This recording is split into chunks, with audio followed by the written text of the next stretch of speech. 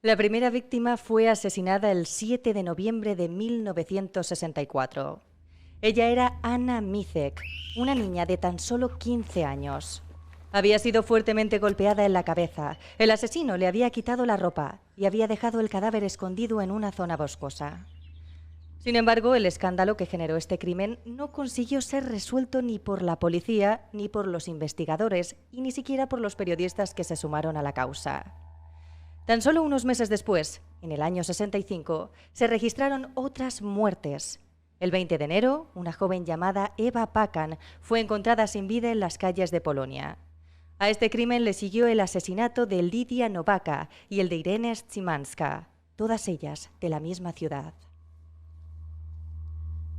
En algunos casos había abusado sexualmente de los cadáveres, y según se fueron sumando más y más crímenes, la policía se dio cuenta de que todos ellos los había cometido una misma persona. Básicamente, porque ésta siempre seguía el mismo modus operandi. Esperaba a sus víctimas en un lugar apartado, se colocaba tras ellas y les golpeaba en la cabeza con un objeto contundente. Una vez en el suelo, manipulaba el cadáver. Fue en esas semanas cuando la prensa empezó a difundir más datos sobre el asesino, un hombre al que se le acabó apodando como el vampiro de Silesia. La noticia tuvo un impacto tal a nivel nacional que las mujeres polacas de todas partes del país comenzaron a tener miedo de salir solas a la calle. Este caso movilizó hasta el propio Ministerio de Defensa, que celebró una cumbre especial ese mismo año, donde puso sobre la mesa todos los asesinatos a mujeres sucedidos en los últimos meses.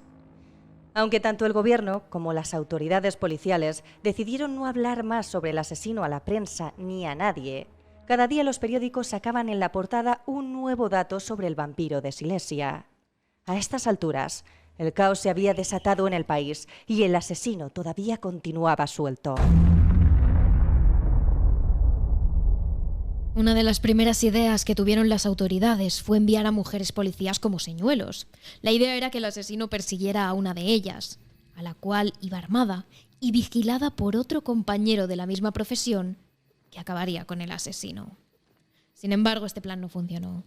Las mujeres caminaron por las ciudades polacas bien entrada la noche, algunas por zonas donde se habían encontrado los cadáveres, otras por lugares prácticamente deshabitados. Pero ninguna de ellas pareció llamar la atención del asesino. A finales de año, el número de víctimas había ascendido a un total de 11 mujeres. Pero la gota que colmó el vaso, sin duda, fue el asesinato de la siguiente víctima, en la noche del 12 de noviembre, ya que se trataba de la sobrina del primer secretario de la República Popular de Polonia. Su cuerpo fue sacado del río y aunque en un principio se pensó que el asesino podría tener algo que ver con una banda anticomunista, en la autopsia se supo que se trataba del vampiro de Silesia. En su cuerpo tenía las mismas marcas y golpes que las otras víctimas.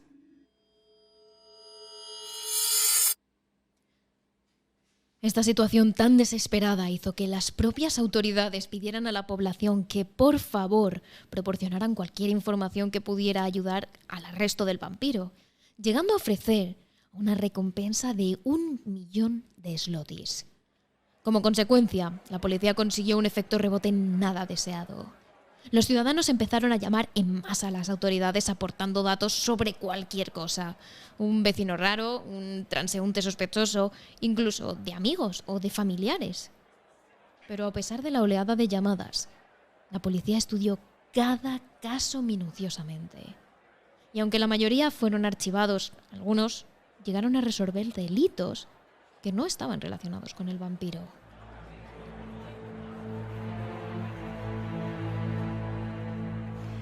Desesperados, las autoridades polacas pasaron al siguiente plan.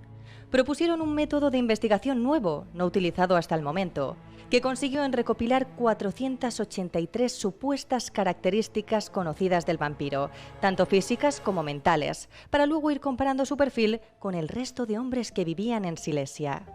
Era una idea descabellada, pero la frustración de la policía y del gobierno era tal que no quedaba otra opción. Tras meses de selección, quedaron 267 sospechosos y en cuarto lugar estaba él, Czesław Marsbicki. La cuestión es que no se sabe por qué los 3 primeros sujetos de la lista quedaron descartados, y es cuando la policía puso el foco en Czislaw, pero todavía no podía arrestarle sin pruebas claras. El 4 de marzo, una filóloga reputada fue brutalmente asesinada, siguiendo los mismos pasos que el resto de casos. Había sido obra del vampiro, sin duda, pero esta vez parecía que no había actuado solo. Fuera como fuese, todo esto tenía que acabar de una vez. Días después del incidente, un hombre con problemas mentales graves se presentó en la comisaría diciendo que él era el vampiro, pero se puso en libertad por la falta de pruebas. Esa misma semana, aquel hombre mató a toda su familia y luego se suicidó incendiando la casa.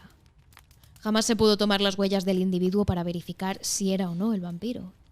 Este hecho habría pasado por alto en la investigación del asesino, si no fuera porque tan solo unos días antes las autoridades recibieron una carta anónima que decía: Este ha sido mi último asesinato.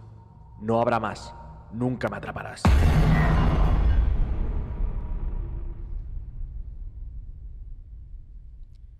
En noviembre de 1971, la policía polaca recibió una carta de la mujer de Czislaw. En ella decía que su marido abusaba de ella y de sus hijos, y que él era el verdadero vampiro de Silesia.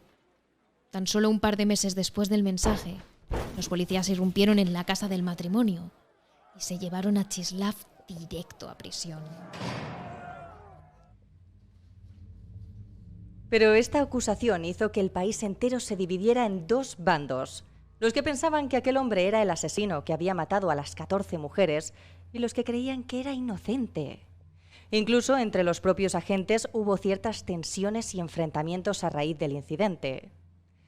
El propio Czislaw negó su responsabilidad, pero se comportaba de forma muy sospechosa durante los interrogatorios. Cuando se le pidió que firmara el protocolo a seguir en caso de detención, el hombre escribió en uno de los márgenes de la hoja: «Todo esto es una mentira».